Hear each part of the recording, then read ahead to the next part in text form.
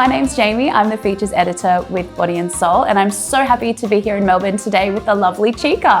Hi, I'm so excited to be here, Jamie. Thanks for having us. So today we're here to talk about picnics. Now, Chica, you are so glamorous. You do not immediately inspire the words like outdoors and nature, but why is it so lovely to just get outside and have a meal outside? I think that it's so nice to have a picnic because you can actually choose your location. It can be anywhere. You can do it at the beach, it can be in the country. And I think it's a really nice thing to show your friends and do something really special. And for me, I love the concept of creating something that's a little bit different that you would probably do at home. And what are your top tips for hosting the perfect picnic? Well, I think the thing is you have to look at the weather because obviously like the weather we've had recently hasn't been amazing. So you need to be prepared for everything and anything. I also think it's important to have gone to the place that you've chosen just to make sure there's bathrooms and rubbish bins and car parking and all that kind of thing. And you really need to work out what it is you're taking. So I'm a list girl. I love a list. Yep. So write a list of all the things that you need, and whether it's the food, the alcohol, the ice, the flowers, the decor, write it all down, put it all together, pack the car the night before, you're ready to go. And what about people who want to bring everything bar the kitchen sink? Like, is there anything that you should just Well, I think not that's bring? a bit of a mistake actually, because the more you bring, the more you've got to take home. Yeah. So my whole theory on a picnic is making sure that you have lots of not as many things. So if you only do 5 or 6 different food items, have plenty. If you're going to have drinks, make sure there's plenty of ice, glasses. Think about the way you're going to set the table. Can your friends help themselves? Can you set up a bar area? You know, if you've got friends, have you got an area aside for the kids to play? All those things are important, and obviously it has to look good and sound good. So have music and really think about the way you're going to make that area look gorgeous and exciting. Absolutely. And what about people who they really want to go on a picnic, but they want to do it economically? Like, they don't want to bring every chair that they own, all of the cushions from their house. Yeah. How can you stay comfortable while you're outside, like, you know, sitting on the ground? Well, I think if that's something you're concerned about, then really just concentrate on the way the table's going to look. So have a beautiful cloth. I love buying fresh herbs in pots because wrapping some brown paper and string around it looks fantastic, but you can then take them home and plant them.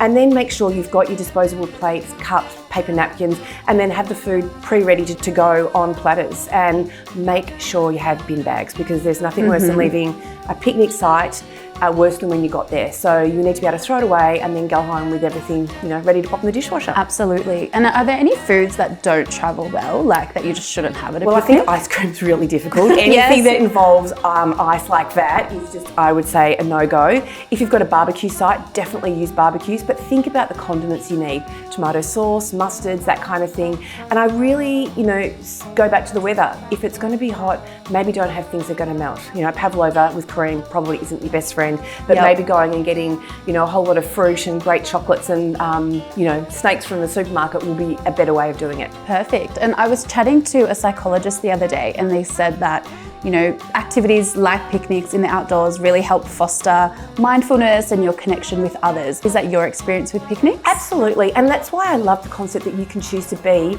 anywhere you want to be, whether it's the country or the beach or somewhere else in between.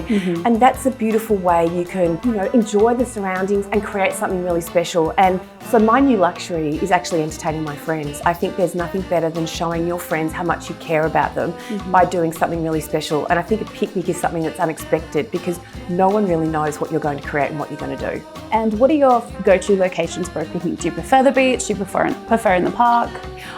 Look, it really depends on who the age group is coming. I love the countryside. I think there's some really beautiful undiscovered places, and I love the concept of showing my friends areas that they haven't been to before. But I think just showcasing a space and an area that is a little bit unique, off the beaten track, and doesn't have many people there. So we're so connected these days. Everyone's on their phone, their laptops for work. So how important is it to step away from the screen and get to somewhere like a picnic on the beach or a picnic in the park? I think getting rid of your phone while you're doing something like that is really important. You know, we all want to take photos. We obviously want to get that perfect photo of our friends or the Instagrammed food on the table.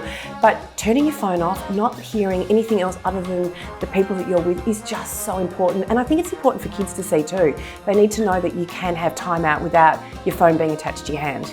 Absolutely. And what are your top 3 no-nos when it comes to planning a picnic? Leaving rubbish behind is absolutely wrong. I think it's really important to have already been and seen the space. If you haven't, I think you're in for a bit of a disaster. And I think the third one is knowing who's coming and making sure you've catered to that group, because there's nothing worse than, suddenly kids arriving and you haven't prepared for them. You need to make everything extra special, and it's so easy to do, but if you don't know, then it can turn into a bit of a disaster. Absolutely. And what is your number 1 favourite thing about picnics? I love picnics because I love buying a picnic basket, and I'm really excited because I've actually created a range for Harris Scarfe of a whole lot of different baskets. And what I've found is that people can buy these baskets not just to transport their plates and glasses and everything, but they can then be used for decor and design as well, which to me is really important. So I've got this gorgeous one that folds in, perfect for doing bread displays. And I've also done one that comes on wheels and you can drag it in, but again, you can put flowers or plants in it as well to create something with a bit of oomph.